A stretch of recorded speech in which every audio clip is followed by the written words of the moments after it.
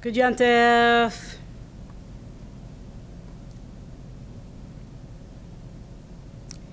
Eight minutes and 46 seconds that I can never unsee.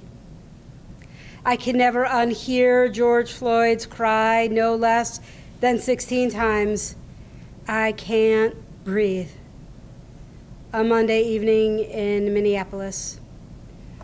Allegedly, he bought cigarettes with a counterfeit 20, and 17 minutes later, George Floyd was no longer alive. And as soon as the video hit the airwaves, the whole world was able to watch a murder directly on the television. Racial injustice is as old, if not older, than this country itself. And yet watching a video of an unarmed black person killed on television, it's not a new phenomenon. In 2014, we watched Eric Garner utter his last words, "I can't breathe." Laquan McDonald was in 2015, Alton Sterling in 2016, Delwan Small in 2017, Stephen Clark in 2018, Michael Dean in 2019, and these are only a few examples. It took 8 minutes and 46 seconds in May 2020 for us to wake up and see and hear the reality and truth of what evilness and hatred can do. It is through the very act of seeing, of hearing, of not turning away from the suffering and the torment and injustice that we are witnesses to, that our hearts might be stirred enough to come out of our own self-interest and help end baseless hatred and systemic racism. Awareness, seeing and hearing the marginalized, black people and brown people, will lead to action and to healing. I'm not here tonight to talk about Black-Jewish relations of the past. I want to stress that we are obligated to help the oppressed, and that, as Rabbi Yehoachim Prinz said right before Dr. Martin Luther King Jr. spoke on the March in Washington in 1963, as Americans, we share the profound concern of millions of people about the shame and disgrace of inequality and injustice which make a mockery of the great American idea. Rabbi Prinz continues, "When I was the rabbi of the Jewish community in Berlin under Hitler's regime, I learned many things. The most important thing that I learned under these tragic circumstances was that bigotry and hatred are not the most urgent problem. The most urgent, the most disgraceful, the most shameful, and the most tragic problem is silence.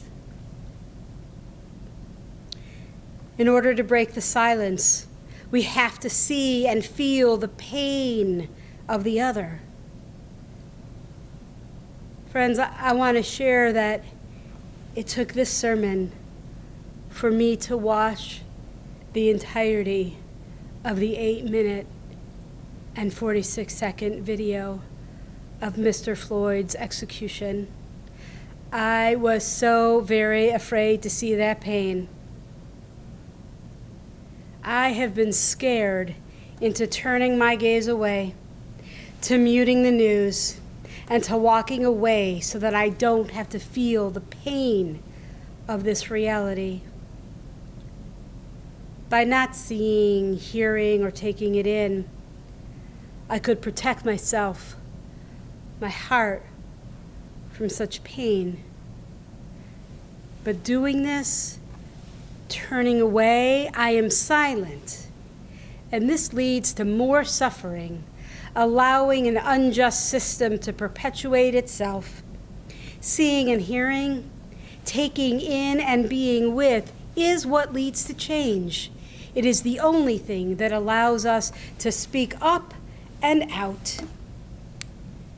Moving away from our discomfort at seeing the reality of systemic racism is to move from self-interest to enlightened citizenry, to see, to hear, to feel pain. It is what it means to be human.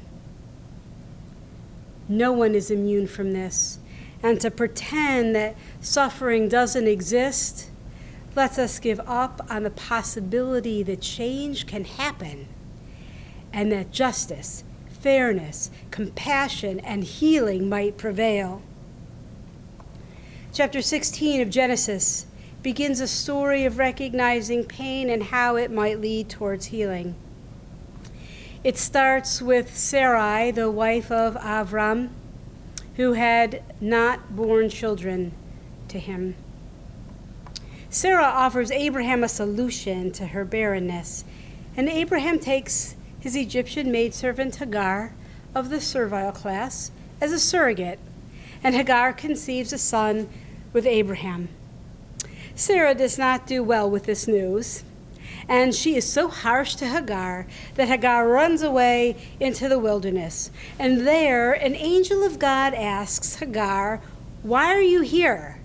She tells the angel, and the angel replies, "Go back, for behold, you are with child and shall bear a son. You shall call him Ishmael," which means, "For the Lord has heard, Shama, your suffering." And she called the Lord who spoke to her, You, Lord, are El Roi, the God who sees me." Hagar has been seen and her suffering heard. So she returned to Abraham and Sarah and bore a son. Hagar, the dispensable servant from Egypt, and her son Ishmael are soon banished from their home. They were cast into the wilderness. Her plight mattered neither to Sarah or to Abraham. When the water for Ishmael to drink ran out, and her child near death, Hagar left him under one of the bushes and went and sat down a short distance away, as we read, "Let me not look on my son as the child dies." And sitting far away, she burst into tears. God heard the cry of the boy and of Hagar. And then an angel called to Hagar and said to her, "Do not fear, for God has heard the cry of the boy. Come, lift the boy and hold him by the hand." And she did. And then with the seeing of her son's suffering, we read, God opened her eyes, and she saw a well of water. Hagar went and filled the skin with water and let the boy drink. Hagar, sitting a distance away from her son, heard God say, "I see you. Come, look at your boy. Take him, hold him. Do not be afraid." As Hagar's eyes opened to the boy, they also opened to what would save him, water from a well she had not seen before. In this story, Ishmael lived because God heard and God saw him in his agony and made it so Hagar did as well. The cry of the banished, the marginalized, the underclass, black people, brown people who are seemingly dispensable is not unfamiliar. It happens over and over again. For how long and how often does a person or a group of people have to cry out, "I can't breathe," until we hear it, until our hearts open with awareness and we break our silence and shout, "Enough." George Floyd is our son, our father, our brother, our uncle, our cousin, our friend, and a human being. Pain is pain. And when one race or class suffers, we all suffer. And Jews know it as well as anyone. Know this. We have lived this injustice and prejudice countless times in our history. The solution towards ending baseless hatred and systemic racism requires one to look outside of one's own self-interest and fear, which causes us to turn a deaf ear to the suffering around us. In his book, Stamped from the Beginning, scholar Ibram Kendi writes, "The actual foundation of racism is not ignorance and hate, but self-interest, particularly economic and political and cultural. Self-interest drives racist policies that benefit that self-interest." It is time that we open our hearts to the pain of others.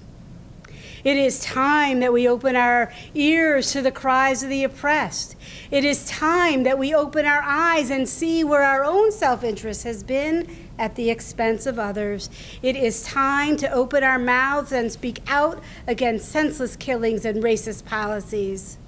On this evening of Kol Nidre, when we begin our holiest day, may we be unafraid to face the reality of systemic racism in this country. May we be moved to speak out against it and work to end policies that serve only a privileged few. For when that happens, healing, justice, and shalom begin. Ken Yehi Ratzon. May this be true.